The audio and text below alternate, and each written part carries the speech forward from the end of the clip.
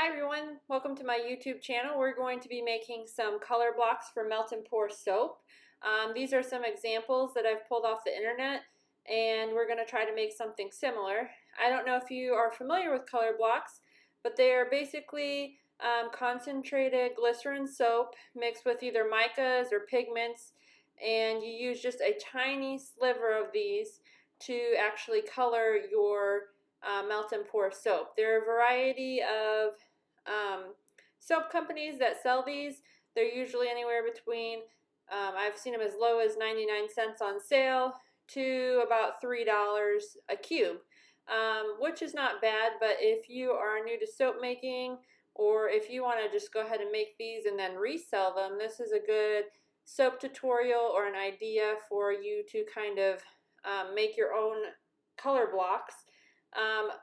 One reason that I like to use these is some colorants for melt and pour soap are really hard to incorporate, like clays, so I'm going to show you how to do those as well.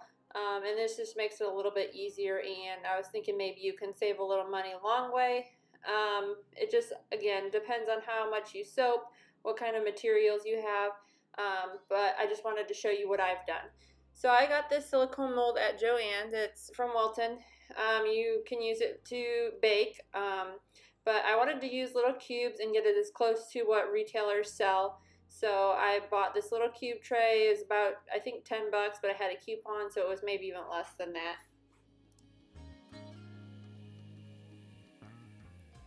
These cavities are pretty shallow, so you're not going to need a lot of soap or pigment to fill these. You can do a really large batch all at once, but I'm just doing a small batch.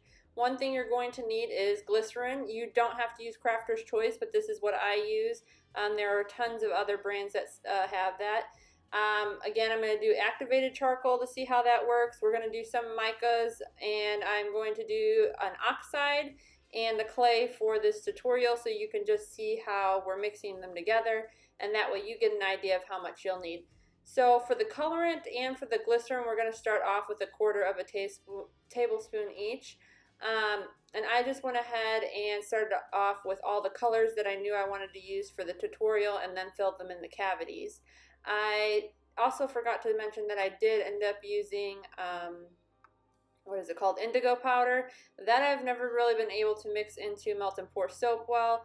Like I said, even with the oxides, they get really clumpy. Same with clays. You can use rubbing alcohol to mix them, but I thought this might be a little bit easier way, a little bit more cost-effective way for somebody like me that hobby soaps. And I mostly, for the melt and pour soaps, order like sample size micas from different companies. So again, if you're doing that, this might be a good way to do it too, and hopefully get a little bit more use, because I know sometimes with the micas I just use that little spoon that I have at the side, which gives me a proper amount for my soaping. But if you want something a little bit quicker, maybe a little bit more precise for each time, this would also be a good idea. So again, we're just measuring everything out really quick and getting it ready in the mold.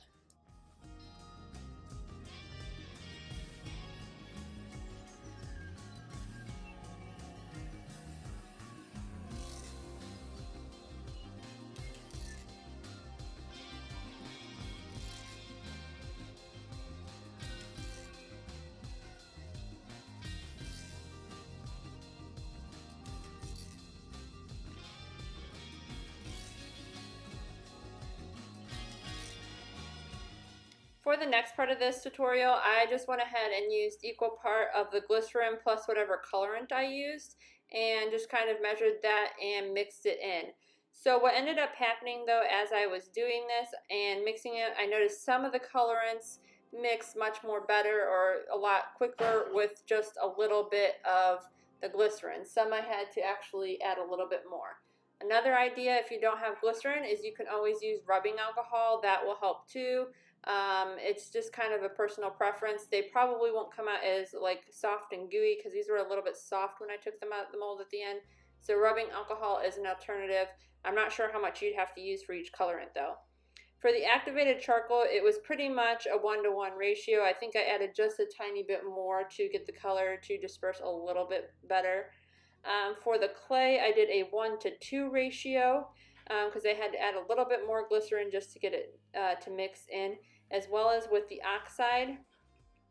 The indigo powder, I did do a 1 to 2 ratio as well. However, it wasn't mixing in even when I did that, so I just went ahead and let it be, and I just mixed it in as much as I could at the 1 to 2 ratio.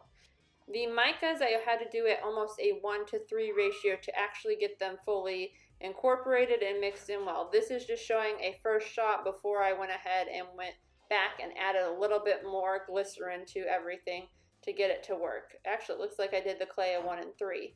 So just so you get an idea of how to get these mixed together.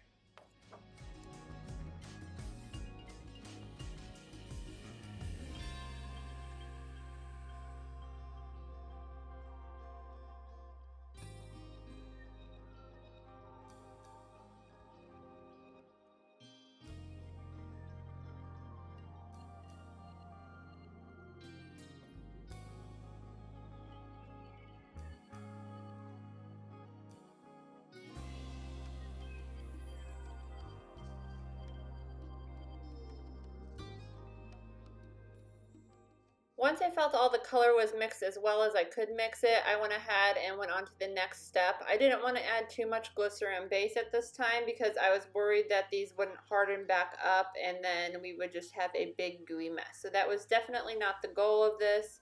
Like I said, I didn't even really bother mixing the indigo powder because it just was not mixing in no matter what I did. It was kind of, I think with the indigo powder, usually you let that soak in oil. And it absorbs into soap that way.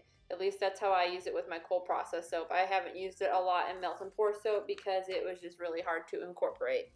So I went ahead and I spritzed all those down with rubbing alcohol just for the sake of it to kind of get some of the air bubbles out. And then I filled the cavities. I just filled them 2 at a time because I didn't want the soap to harden up before I could actually fully mix it and incorporate it. So that would be one recommendation for you guys, is just kind of make sure you mix it really well. You don't have to do it in these little cavities either. If you wanted to do like a large master batch, that would be a good idea too. And then just when you're got everything mixed together, then pour it in the little cavities would be a lot quicker. Like if you wanted to do a bunch of activated charcoal ones for the whole tray, you would just basically do equal parts of the glycerin and the colorant, and then go ahead and add your melt and pour soap until you fill the cavities. I'm not sure exactly how much melt and pour soap I'm using. I probably started off with like about 2 ounces, and then I just added a little bit more, melted a little bit more down as I went. And like I said, I just kind of mixed them together a little bit at a time. You want to make sure you're stirring and really getting the stuff that's the mica that's at the bottom of the little cubes, and make sure it's coming to the top. You'll kind of see it as you mix, like the glycerin and the mica kind of looks a little bit separated. So you just want to take a few minutes and make sure it's really, really mixed good.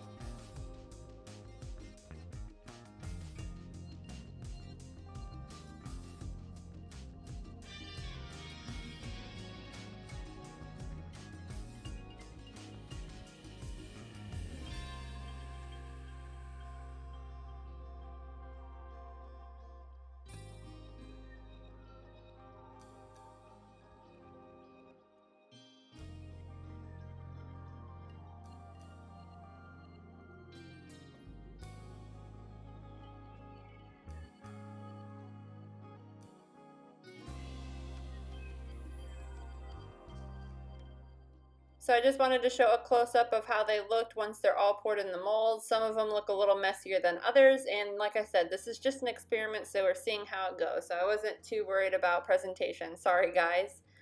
I let those sit up for probably about 3 or 4 hours because I wanted to make sure I gave it plenty of time for the melt and pour to fully harden. Even though these are really small cavities, there's a lot of glycerin in there, so I wanted to make sure it was, not soft at all. I went ahead and popped all these out, and I did end up having to clean them off a little bit when I popped them out just because I had so much excess that you can see on the mold of, you know, mica and the clay and everything.